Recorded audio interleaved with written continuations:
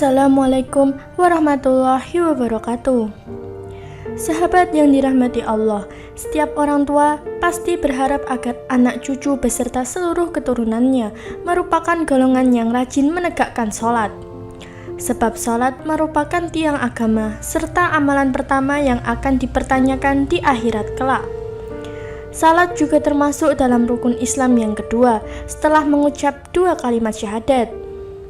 Sebuah kewajiban bagi setiap muslim untuk mendirikan sholatnya. Lalu bagaimana dengan anak-anak? Salah satu syarat wajib sholat adalah balik, yakni cukup umur. Anak-anak memang belum diwajibkan untuk mendirikan sholat, akan tetapi perlu dididik dan diajarkan sedari dini. Rasulullah sendiri memberi perintah supaya anak mulai dilatih untuk sholat sejak usia 7 tahun. Hal ini seperti yang diriwayatkan oleh Abu Dawud dari Abdullah bin Amr radhiyallahu anhu berkata bahwa Rasulullah bersabda, "Suruhlah anak kalian sholat ketika berumur 7 tahun, dan kalau sudah berusia 10 tahun meninggalkan sholat, maka pukullah ia dan pisahkanlah tempat tidurnya antara anak laki-laki dan anak wanita." Meski belum bisa melakukan gerakan-gerakan sholat yang sempurna, setidaknya ia sudah mengenal apa itu sholat dan mengapa umat Islam diwajibkan untuk sholat jika diajarkan sejak dini. Jangan sampai terlambat untuk memberikan pemahamannya. Mengajarkan anak sholat sejak dini juga akan melatih kebiasaannya. Biasanya anak-anak masih senang dengan kegiatan bermainnya, tak jarang mereka jadi lupa waktu. Jika sholat sudah dijadikan kebiasaan dan pemahaman yang diberikan dengan baik, maka anak akan tahu tanggung jawabnya sebagai orang Islam. Orang tua tak perlu memaksanya untuk mendirikan sholatnya.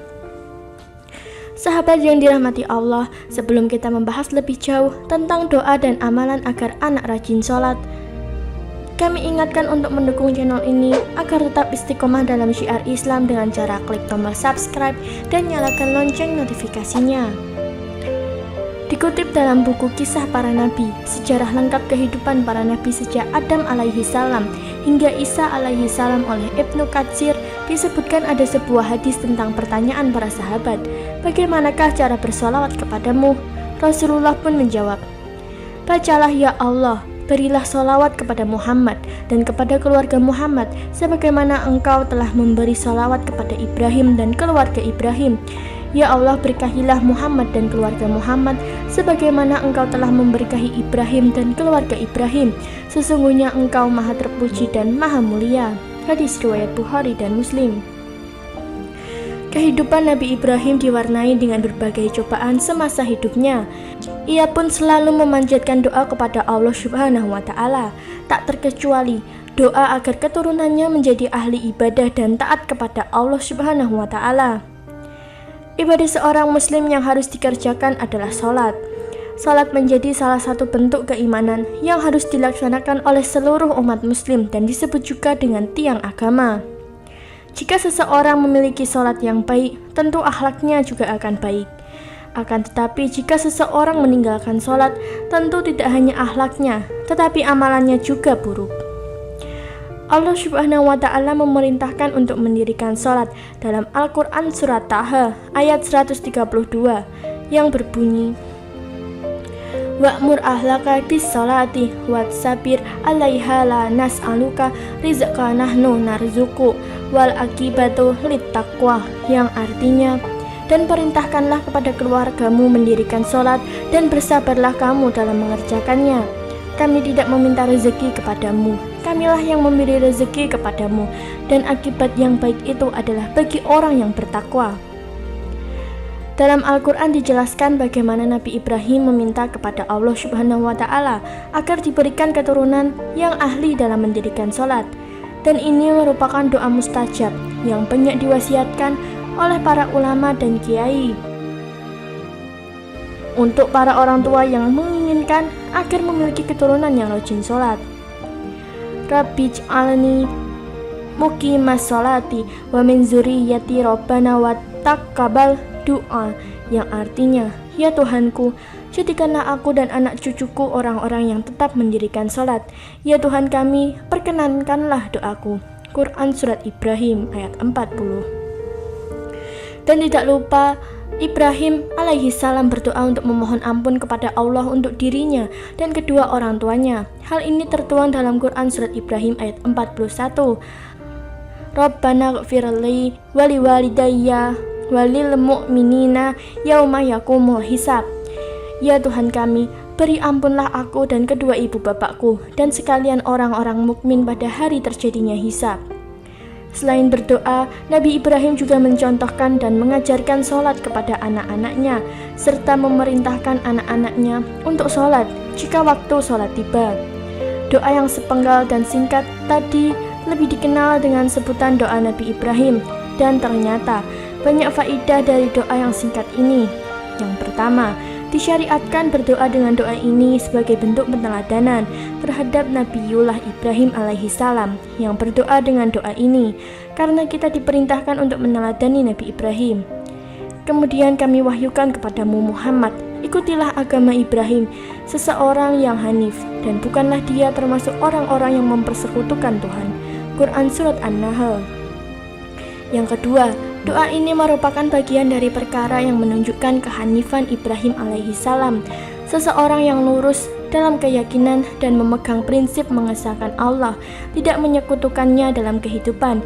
Dia menggantungkan harapan kepada Allah Azza wa Jalla semata.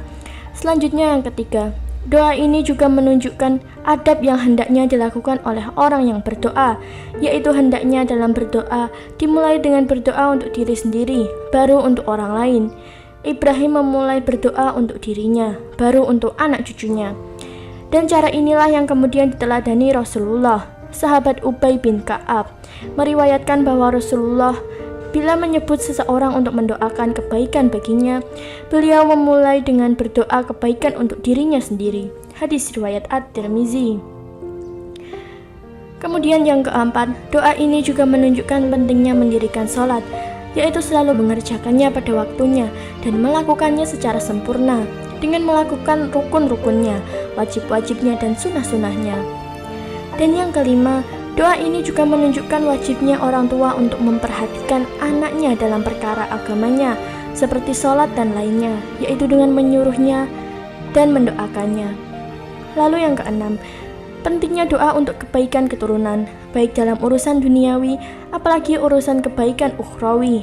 Karena doa merupakan upaya agar seorang anak terlindungi dari upaya setan yang akan selalu berusaha memalingkan anak keturunan Adam dari jalannya yang lurus. Sebagaimana Allah mengabarkan akan selalu adanya upaya itu dalam firman-Nya dalam hadis qudsi. Dan sesungguhnya aku telah menciptakan hamba-hambaku semuanya dalam keadaan lurus, dan bahwa sesungguhnya setan akan mendatanginya untuk memalingkan mereka dari agamanya. Ia mengharamkan atas mereka perkara yang aku halalkan bagi mereka, dan setan akan memerintahkan mereka untuk menyekutukanku dengan sesuatu yang aku sendiri tidak menurunkan keterangan tentang itu. Hadis riwayat Muslim.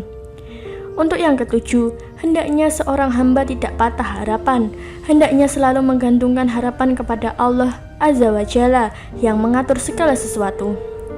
Dan terakhir yang kedelapan, wajibnya seorang hamba berharap agar doanya dijabahi oleh Allah dan merasa optimis bahwa doanya dijabah Allah dan bahwa ibadahnya diterima, serta melakukan secara bersungguh-sungguh. Rasulullah bersabda, berdoalah kepada Allah dan kalian yakin akan dikabulkan. Ketahuilah, sesungguhnya Allah tidak mengabulkan doa dari hati yang lalai dan lengah dengan doanya. Hadis riwayat Tirmizi. Wallahu alam. Sahabat yang dirahmati Allah, itulah tadi doa agar anak cucu rajin sholat yang diambil dari doa Nabi Ibrahim. Terima kasih telah menonton video kali ini. Wabillahi taufik walhidayah. Wassalamualaikum warahmatullahi wabarakatuh.